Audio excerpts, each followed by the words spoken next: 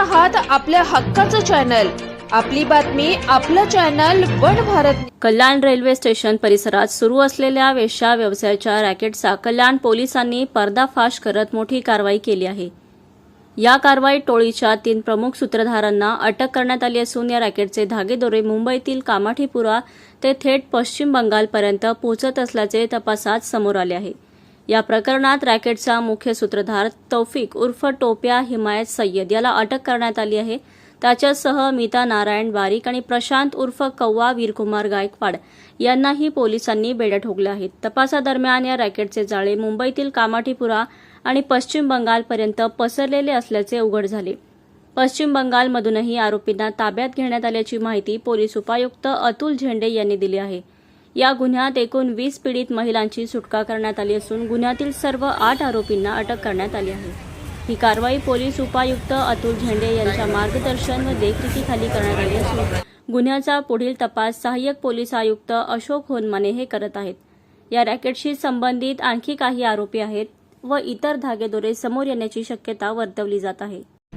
कल्याण railway station परिसरामध्ये जे अनैतिक व्यवसायाचं रॅकेट चालत होतं त्या अनुषंगाने आपण यापूर्वी त्या सगळ्या टोळ्या याच्यावरती आरोपींच्यावरती मोक्कांतर्गत कारवाई केली होती आणि त्यामुळे यापूर्वी आपण 5 महिलांना त्यामध्ये अटक केलं होतं। आमचे कल्याणचे ACP अशोक होनमाने यांच्या टीमने त्याच्यामध्ये चांगली कारवाई करून ते सगळे रॅकेट चालवण्याचा टोळी प्रमुख जो होता त्याच्या टोळी प्रमुख आणि त्याचे अन्य साथीदार यांना आपण पश्चिम बंगालमधून आपल्या टीमने मागच्या 1 आठवड्यापासून आपली टीम त्या ठिकाणी होती आणि ACP होनमाने यांच्या टीमने त्यामध्ये 24 परगणा पश्चिम बंगाल या ठिकाणाहून त्याचा मुख्य टोळीचा जो सूत्रधार आहे त्याच्यामध्ये त्याचं नाव आहे तौफिक उर्फ टोप्या हिमायत सय्यद याच्यावरती यापूर्वीचे पिटाचे आणि इतर मिळून असे 8 गुन्हे दाखल आहेत त्याला आणि त्याचबरोबर या गुन्ह्यातील एक फरार आरोपी आहे मीता नारायण बारीक या दोघांना पण आपण पश्चिम बंगालमधून अटक केलेलं आहे। यापूर्वी आपण 5 महिलांना अटक केलं होतं त्यांनासुद्धा आता सध्या न्यायालयीन कोठडीमध्ये आहेत।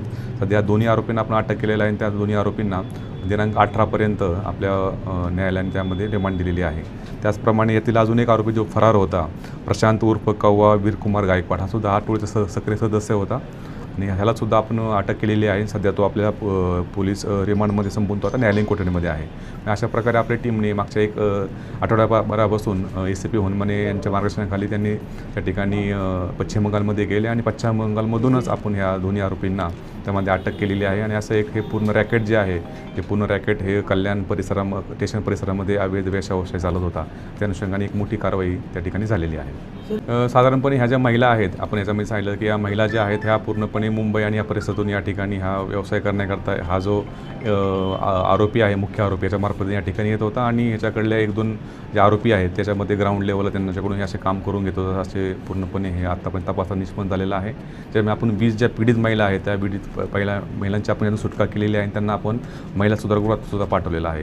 आपली टीम जी आहे ती पश्चिम बंगालमध्ये मागच्या 1 आठवड्यापासून त्या ठिकाणी होती आणि अतिशय तो असा घनदाट परिसर आणि थोडासा त्या ठिकाणी आपले जे इन्फॉर्मेशन नेटवर्क आहे ते चांगल्या पद्धतीने वर्कआउट झाल्यामुळे आपल्याला ते आरोपी ज्या ठिकाणी आहेत त्या ठिकाणी आपल्याला मिळाले आणि स्थानिक पोलिसांची आपण त्या ठिकाणी मदत घेतली आणि त्या स्थानिक पोलिसांच्या मदतीने आपल्याला हे सगळे आरोपी पकडण्यामध्ये यश आलेलं आहे।